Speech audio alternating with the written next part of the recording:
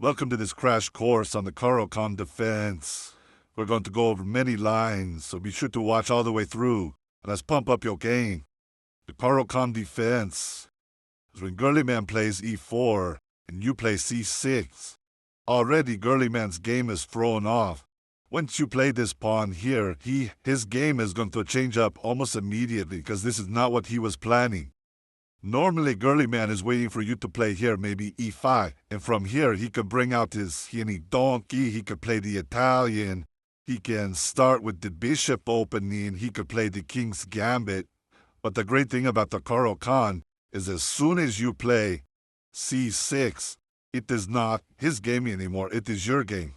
I know when I play against the Caro-Kann, if I'm planning anything else, it has just changed because of that one move. So now you are dictating the game a little bit. From here, what does Girly Man do? Girly Man's going to push his pawn. After that, you are going to push your pawn to d5. This is what you wanted from the beginning. There are three moves Girly Man will usually make. He may take the pawn, he may push the advanced variation, and he may bring out his skinny little donkey to protect this pawn. He can bring skinny donkey here too. It happens both ways. First, let's go over what happens if Girly Man takes this pawn here. And this is usually like beginner level. When they take this pawn, and they're just taking pieces and going to play a game from there. If he takes the pawn here, you're just going to take back. And from here, it's going to be a developing game. There's really not a lot of theory from here. He's going to bring out his skinny donkey. You're going to bring out warhorse. If he brings out his, say he brings out his bishop, and you want to bring out your bishop, he brings out his second bishop. And from here, what you want to do is you're going to push the e6 pawn. Now, the thing with the Caro-Kann defense is, the French defense, your bishop is still back here, and you push the e6 pawn, and your bishop is back here, and it really can't do anything. In the Caro-Kann defense, you want to be sure to bring your bishop out here if you're in this position. In this way, you can go ahead and push the e6 pawn next. So after he develops his bishop, you go ahead and push the e6 pawn. Now your bishop is out there and you are ready to play. What can Girly Man do from here? Again, it's just going to be normal development. He brings out his second skinny donkey, and you bring out your bishop, and Girly Man decides to castle. You bring out your second warhorse, and you're just going to castle. Next, you have a semi-open file for your rook here. It is just going to be a regular game, and there is not a lot of theory from here, but this is only when they take the pawn in the beginning on d5 of the Caro-Kann. We're not going to spend a lot of time on this. What if instead they play the advanced variation of the Caro-Kann? Whoops.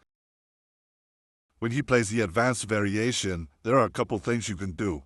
Now, of course, the move to f5 is very common in the main line, but there's more theory involved with this that you have to know, because there's a couple things Girly Man could catch you in. Like, of course, he could play this move, and you've got to know how to react to that.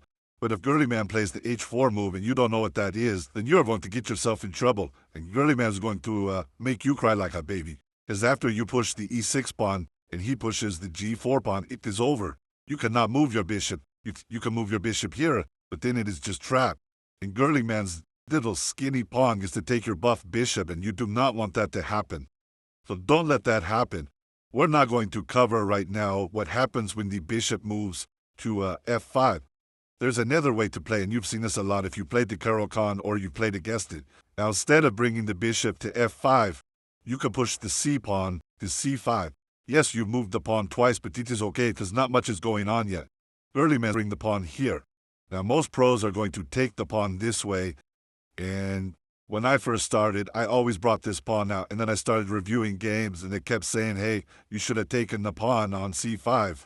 So then I did a little bit of research and found this. And once he pushes this pawn, you're still going to continue to target the d4 pawn. You're going to bring out your warhorse to put more pressure on this pawn. Girly Man's going to bring out that skinny, puny donkey. It is okay because you haven't shut up the e6 square yet. You're going to bring out your bishop.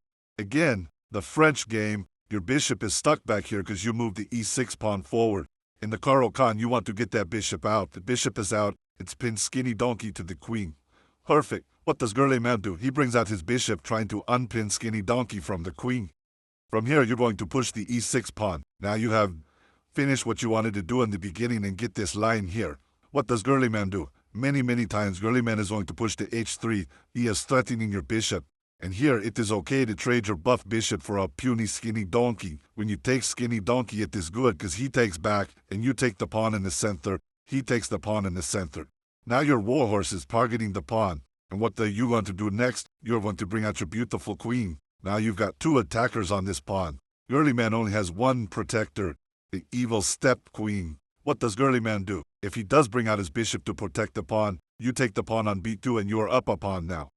If Girly Man doesn't protect with his bishop because he already knows he's going to lose the pawn, this pawn for this pawn, and instead he castles, it is okay.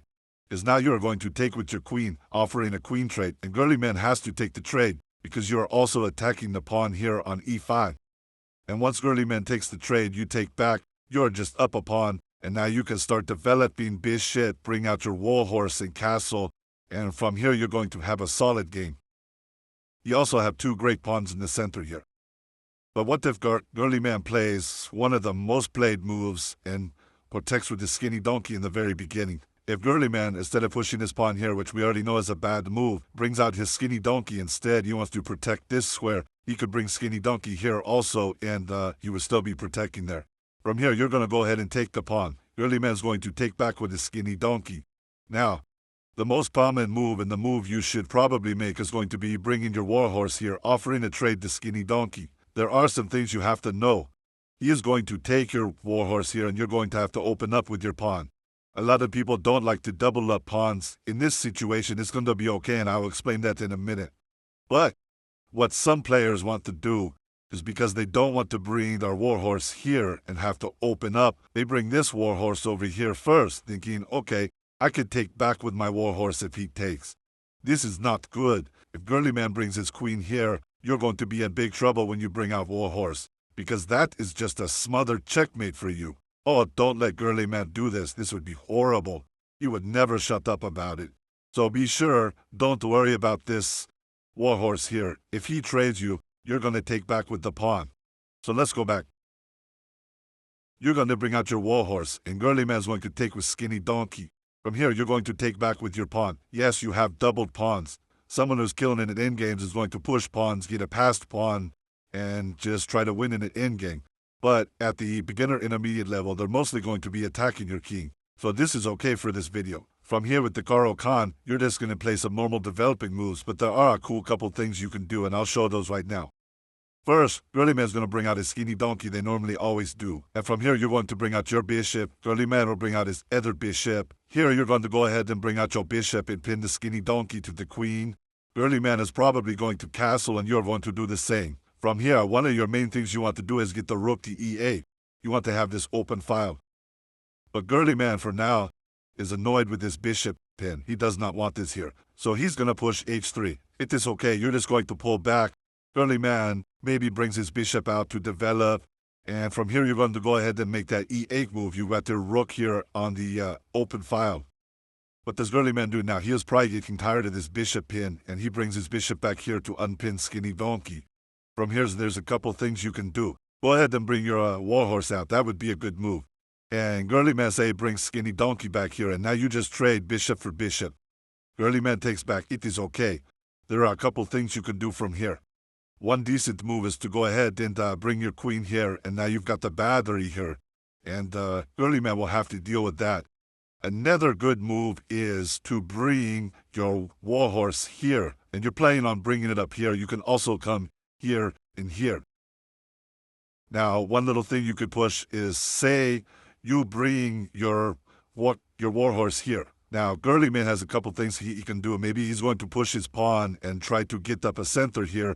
At some point, you could push your pawn here and try to take advantage of this center, break up his strongest pawn. But what you can do now is, now that you have this extra pawn here, you can push, and you can try to get it to here. Now, Girly Man may try to protect, so he doesn't have to worry too much about it. He brings his queen here, and from here, you're going to double up on this pawn. What can Girly Man do? Say Girly Man just decides, I'm going to trade the bishops. It is okay. You're going to agree with that. You're going to take his puny bishop for your buff bishop. After this, look at this. You got the open file. You're going to come down here. You are threatening skinny donkey. But Girly Man thinks I am protecting Skinny Donkey with the queen, so I am okay. Girly Man's going to bring his rook here. You threaten your rook and try to get the open file, and this is a mistake.